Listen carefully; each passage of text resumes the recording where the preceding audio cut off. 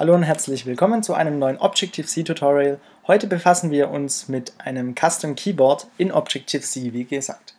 Das sieht folgendermaßen aus.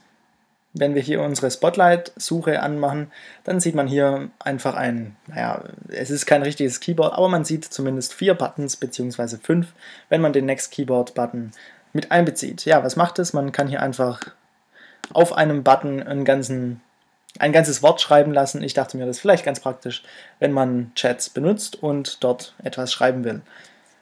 Wir gehen auf Xcode und machen ein neues Projekt auf. Das Beispielsprojekt können wir schließen. Wir wählen eine Single View Application, klicken auf Next und sagen den Produktnamen als Chat Keyboard. Objective-C hier natürlich auswählen. Ich habe jetzt schon länger keine Swift-Tutorials mehr, Objective-C-Tutorials gemacht, deshalb heute wieder mal was anderes. So, interessanterweise ist ein Custom Keyboard nicht in der App an sich enthalten. Das heißt, es ist eine App-Extension und diese App-Extension fügen wir jetzt hinzu, indem wir auf File, New, Target gehen und dort unter Application Extension unsere Custom Keyboard auswählen.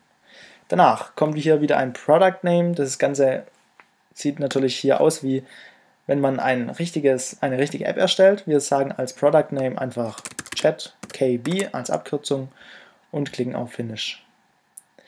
Dann müssen wir jetzt das Schema aktivieren und da klicken wir auf Activate und können das Ganze jetzt ausführen.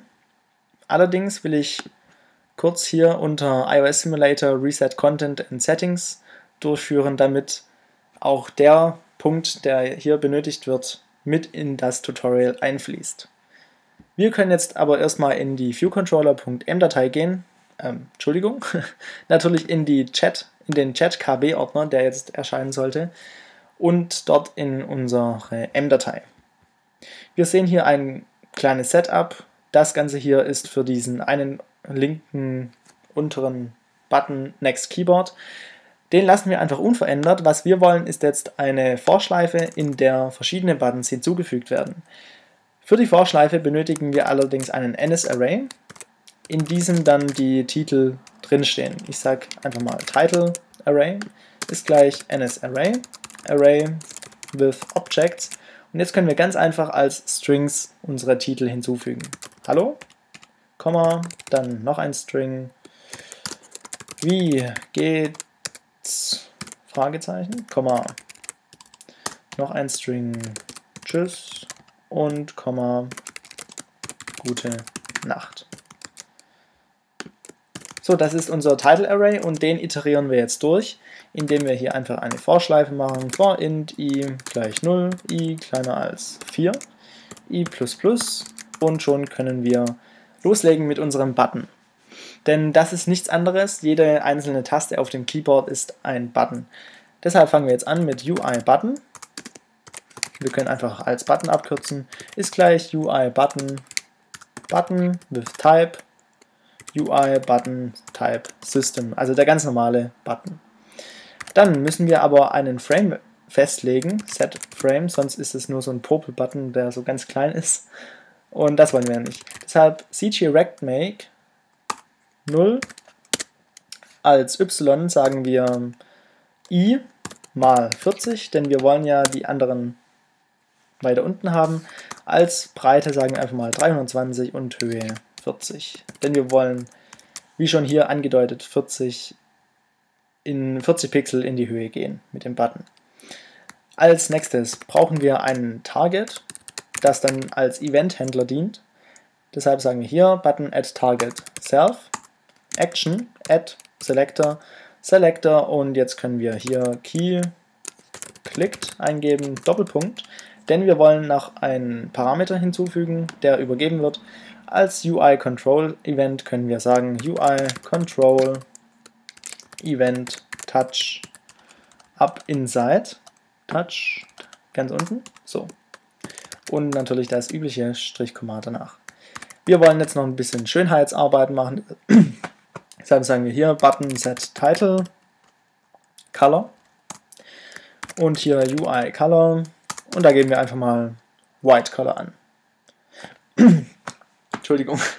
Beziehungsweise als Title Color wollen wir nicht weiß, sondern wir wollen ein dunkles Grau. Und der Status ist einfach UI Control State Normal. So, jetzt können wir an die Hintergrundfarbe gehen, das habe ich gerade verwechselt. Deshalb sagen wir hier Button Set Background Color und hier sagen wir UI Color White Color. Also dunkelgrauer Text auf weißem Hintergrund, das kommt, glaube ich, ganz gut. Als nächstes müssen wir natürlich unseren Titel festlegen und da sagen wir Set Title. Und jetzt kommt hier ein String rein, in diesen wir das Title Array Object add-index i auswählen und als Status sagen wir UI Control State Normal wieder. Als letztes müssen wir noch unserem View, das heißt der View hier ist einfach das Keyboard, unseren Button hinzufügen und das ist nichts anderes als ein Subview, add Subview Button. Das ist der ganze Code für unseren Button. Jetzt müssen wir noch den Event-Händler hier implementieren und dazu gehen wir hier runter unter die View-Did-Load, sagen, wir wollen eine neue Methode, eine Void-Methode und diese muss jetzt allerdings case-sensitive mit diesem übereinstimmen. Da sagen wir key-clicked, Doppelpunkt. Als Übergabeparameter vom Typ ID nennen wir einfach Sender, denn der geklickt hat, der sendet ein Signal.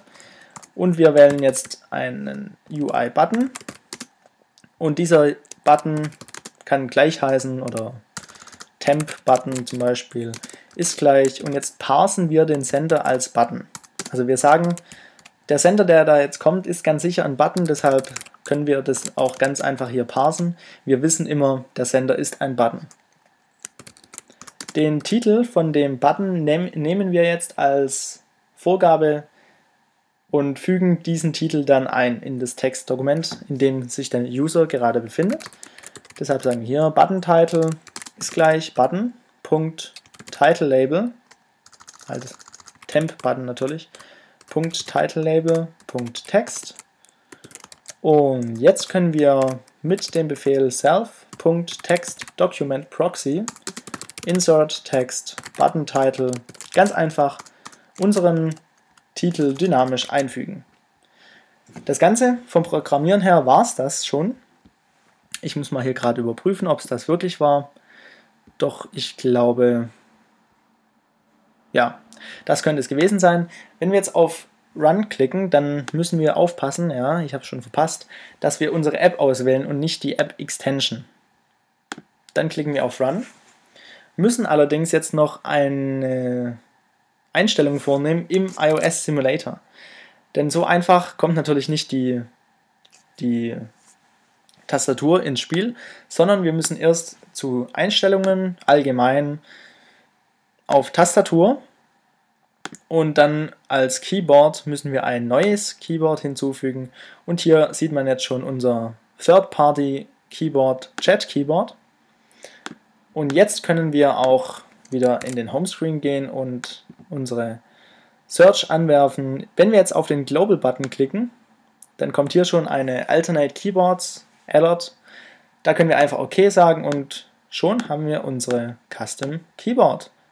Innerhalb von ein wenigen Minuten und ja, ich freue mich, dass ihr zugeschaut habt. Nächste Woche geht es weiter, wieder entweder mit Swift oder Objective-C. Ich weiß es jetzt noch nicht, aber danke fürs Zuschauen und schönes Wochenende. Tschüss!